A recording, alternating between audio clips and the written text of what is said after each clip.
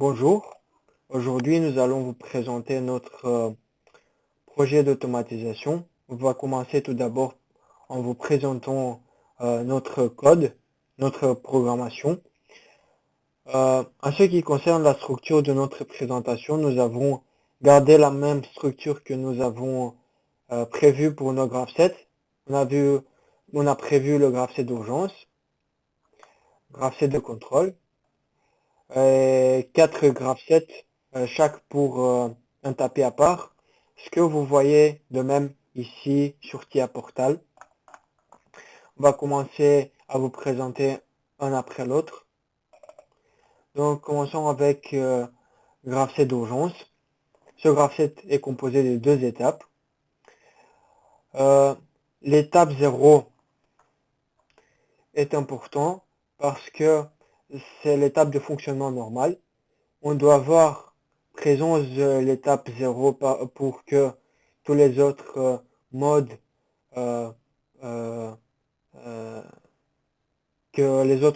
modes savent fonctionner aussi. Et on passera à l'étape 1, donc à étape d'urgence où on effectuera une série d'actions à l'appui sur l'arrêt d'urgence.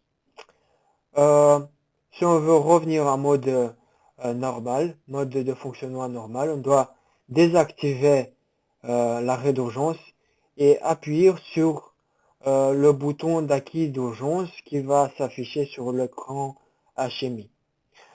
Dans ce même graph set, nous avons rajouté aussi une mémoire d'activation. C'est une mémoire qui active la possibilité d'enclencher certaines sorties ou pas en fonction du mode dont on y est. Par exemple, si on est en mode stop, qui est représenté par l'étape 13, ou en mode automatique, cette mémoire va se désactiver et donc on va plus être capable d'activer certaines sorties. Comme par exemple ici, on a la mémoire d'activation qui empêche, s'il est ouvert, d'activer le tapis 1, tapis 2, ainsi de suite. Revenons au graph set d'urgence. Et donc, cette mémoire doit être setée au niveau de l'étape 12, 11 qui sont responsables de l'étape automatique et l'étape manuelle. Donc, allons passer au graph set contrôle.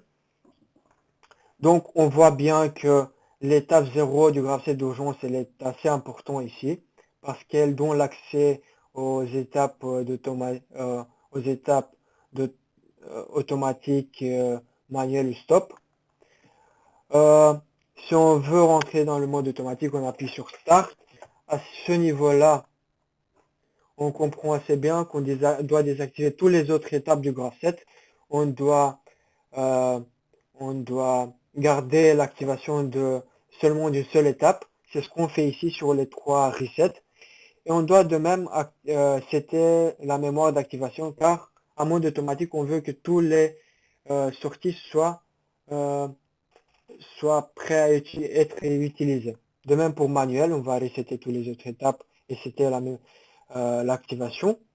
Et pour le stop, on va resetter les autres étapes, mais on va aussi resetter la mémoire d'activation parce qu'en étape stop, on veut couper tous les autres, on veut couper les sorties.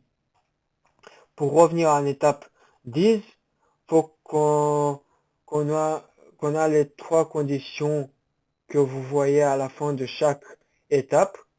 Ça veut dire tout d'abord le AU partout. Et en fonction de l'étape, des autres conditions de revenir à l'étape 10. Allons passer au mode, voir ce que le mode automatique nous permet de faire. Par exemple, ici,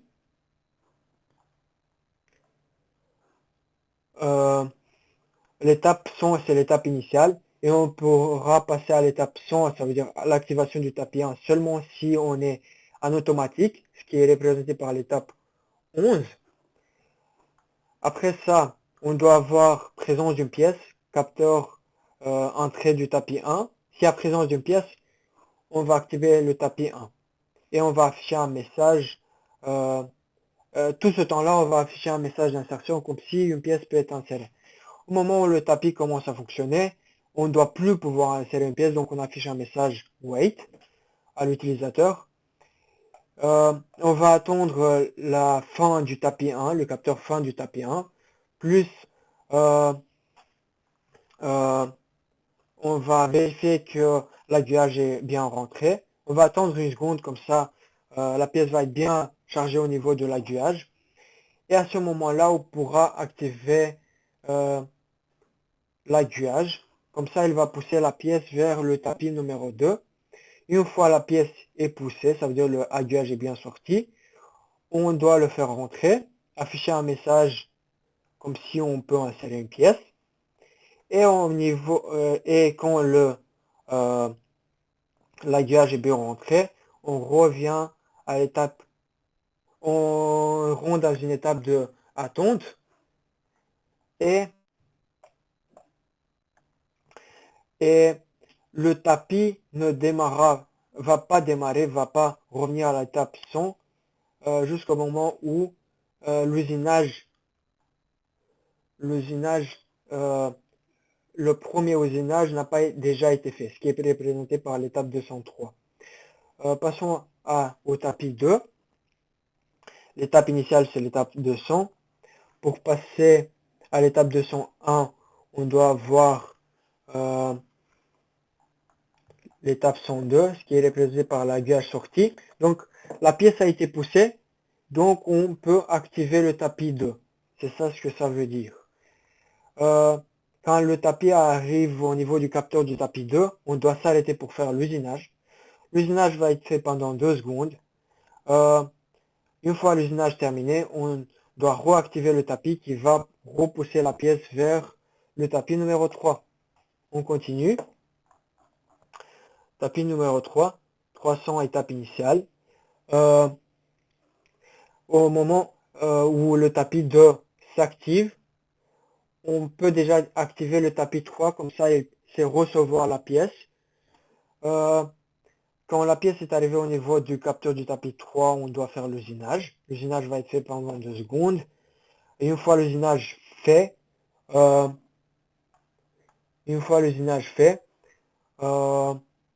on va réactiver le tapis 3. On va attendre une seconde, comme ça la pièce va être chargée. On va vérifier que l'aiguillage est bien rentré. Et si l'aiguillage est bien rentré, on va activer l'aiguillage. Il va sortir, pousser la pièce vers le tapis numéro 4. Une fois l'aiguillage sorti, on pourra le faire revenir en position initiale. Et donc on revient à l'étape initiale quand l'aiguillage est bien rentré. Allons voir le tapis numéro 4. Le tapis numéro 4, c'est assez simple. Étape initiale, étape 400. On doit activer le tapis 4 quand l'aiguillage est bien sorti. Donc, étape 304, on voit bien l'aiguillage sorti. Quand l'aiguillage est sorti, on pourra activer le tapis numéro 4. On attend que le capteur du tapis 4 capte la pièce. Et donc, on peut arrêter le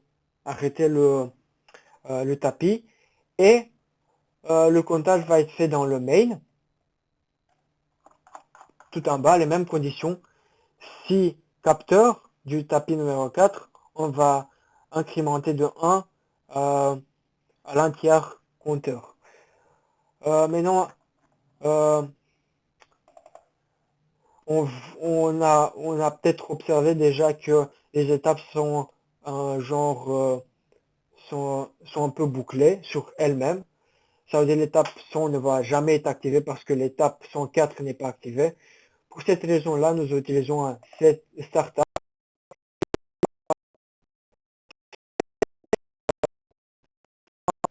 étapes, l'activation de certaines étapes. Par exemple, on doit commencer nos graph-sets avec les étapes initiales 400, 300, 200, que nous allons faire ici. Dans le main, nous allons importer tout au début toutes les blocs de fonctions, urgence, tapis 1, tapis 2, etc. À la suite, nous allons programmer les certaines sorties. Par exemple, l'étape 1 doit activer une LED, un clignotement d'un LED rouge, resetter le manual control, afficher un message. De même, l'étape 11 doit activer un LED automatique, l'étape 12 un LED manuel, l'étape 13 un LED stop. À la suite, ici nous avons nous avons dit quelle mémoire active quelle sortie. Par exemple, l'étape 101 active le tapis 1. Et nous avons aussi prévu des boutons poussoirs pour le forçage manuel pour chaque sortie. Ici, sur cette branche, on a tous les tapis. Ici, les usinages. Et tout en bas, les aiguillages. Avec des verrouillages entre eux. Par exemple, je ne sais pas activer la sortie du aiguillage 1 si l'aiguillage 1 est rond. Et non plus, je ne sais pas activer la sortie de l'aiguillage si l'aiguillage est déjà sorti. Donc, c'est ça notre programme.